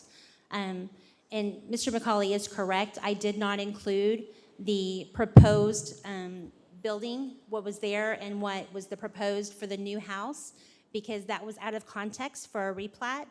It was more of approving the replat for the land versus what's going to be built there. So that's kind of where my thought process was when I was putting it together.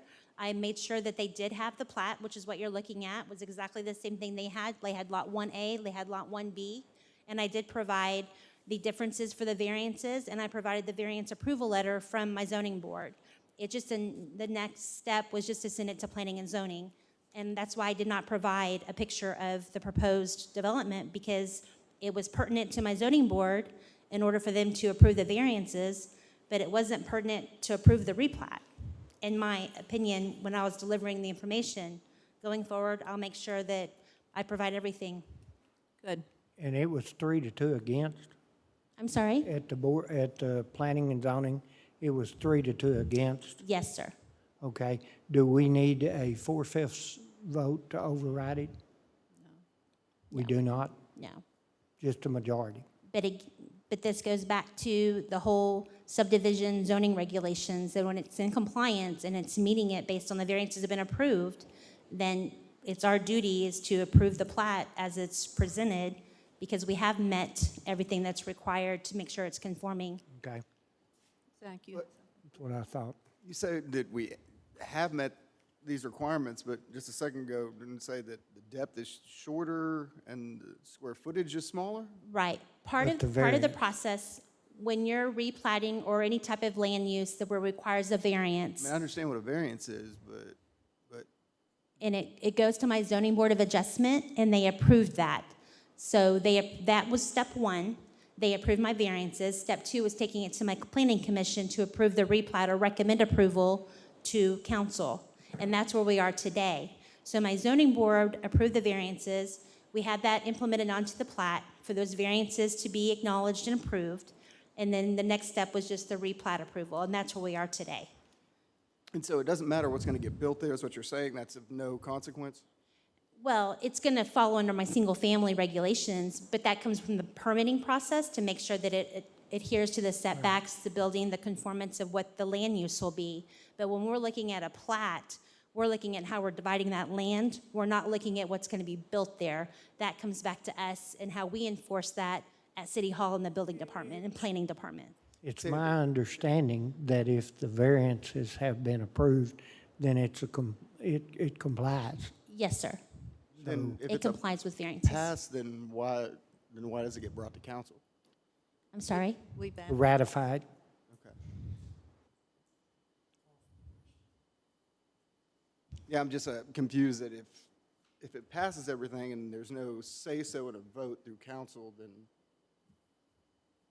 So just for clarification, we can't administratively approve plats that are 4 lots or fewer, as long as they conform. Or the other option is if I want to push it to the planning commission, I can do that. So there have been examples where we've had an odd-shaped lot.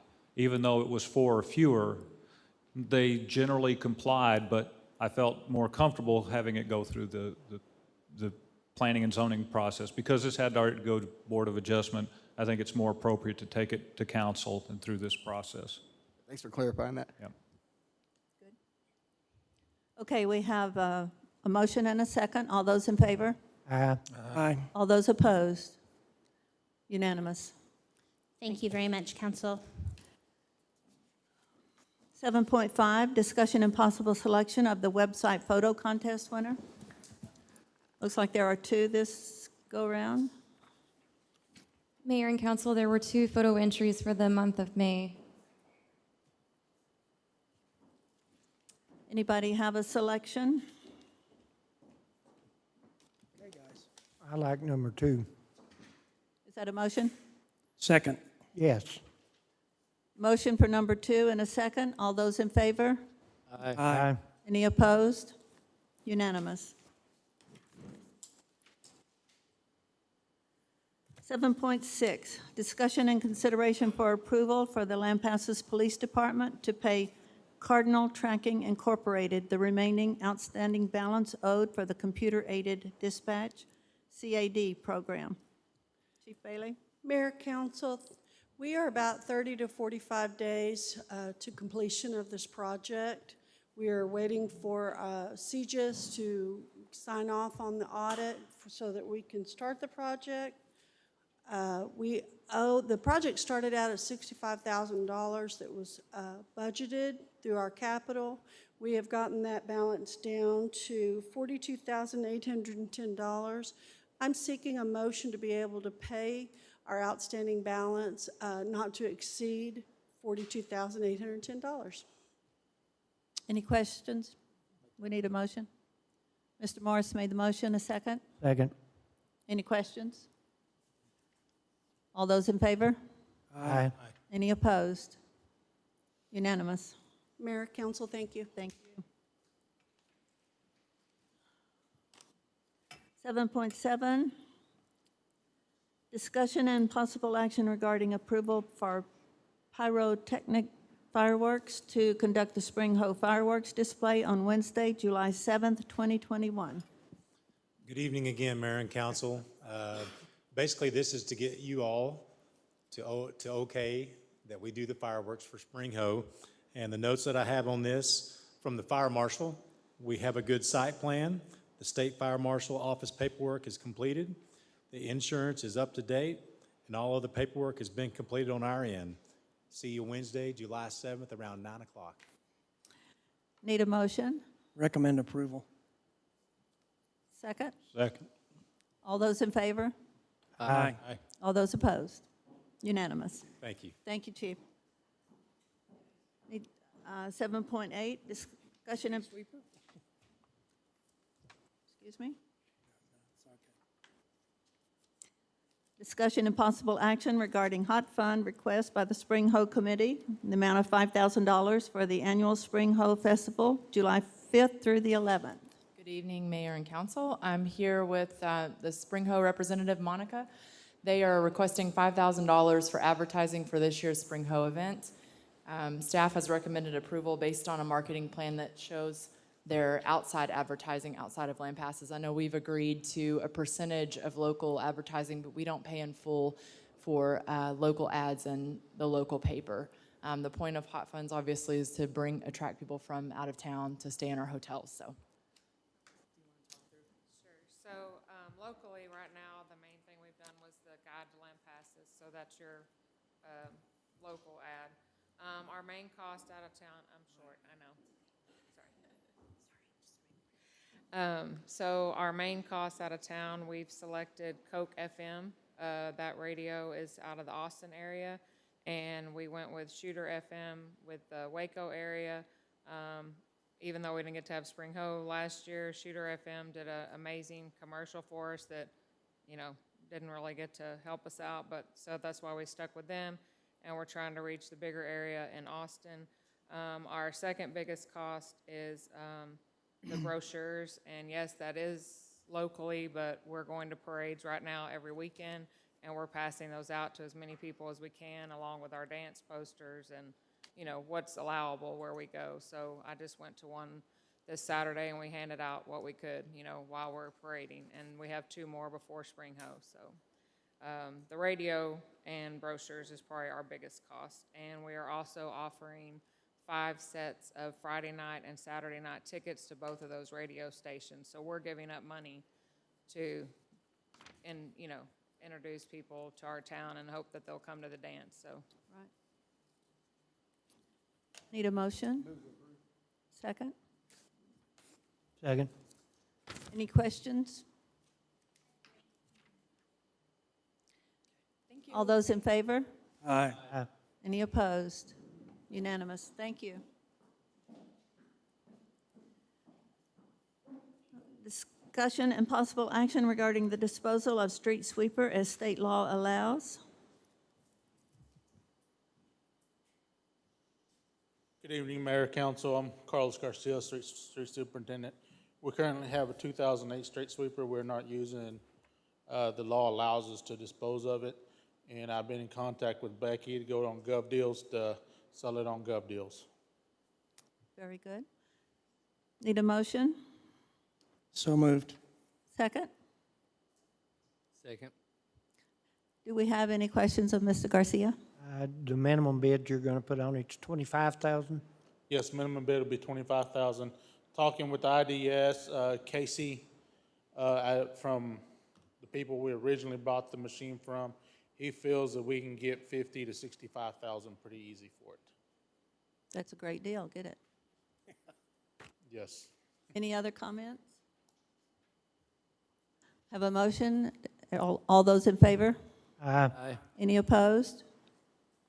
Unanimous? Thank you, Carlos.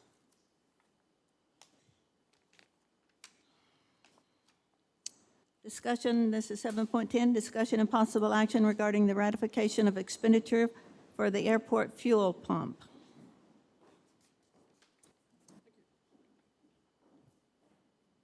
Good evening, Mayor and Council. My name is Jesse Acosta, Parks Department Superintendent. I haven't met a couple of you. Good to meet y'all. Per your packet, we are requesting your ratification for those documents concerning the purchase and installation of a new fuel dispenser at our airport. You want me to read this? Okay.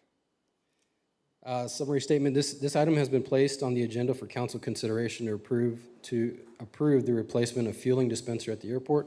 This was an emergency replacement due to the card reader and fuel pump not communicating properly. BGIS installed the card reader and are familiar with the fueling system at our airport.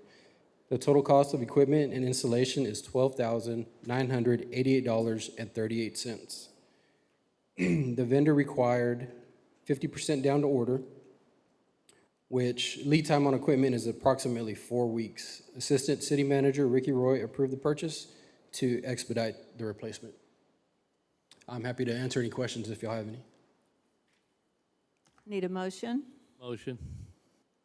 Second? Second. Do we have any questions of Jesse? No,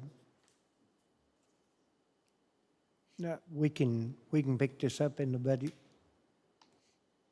Yes. Okay. We have a motion and a second. All those in favor? Aye. Any opposed? Unanimous. Thank you, Mayor and Council. Thank you, Jesse. 7.11, discussion and possible action regarding the disposal of 4 Siemens UPSs, and I believe that stands for uninterruptible power supplies, as state law allows. That's correct. Good evening, Mayor and Council. My name's Stephen Sewell. I'm the treatment plant supervisor for those of you that I haven't met. I'm requesting you to deem these 4 Siemens UPSs as surplus equipment and allow me to dispose of them according to state law. If approved, we'll just put it on Gov Deals. And I have no reserve that we were going to put on it as of yet. Not quite sure what we're going to get for it. The market's pretty small. You're shooting for 65,000? I doubt that. Need a motion? Recommend approval. Second? Second. Have a motion and a second. All those in favor? Aye. Aye. Any opposed? Thank you. Thank you. We're going to adjourn into executive session. We're going to meet and close executive session pursuant to the Texas Government Code, Chapter 551. Need a motion? So moved. Second. All those in favor? Let's go. Aye. Mayor and Council, I'd ask that Mandy Walsh also join us. Out of executive. So we can adjourn the regular session if I get a motion. So moved. Second? Second. All those in favor? Aye. Aye. Let's go home.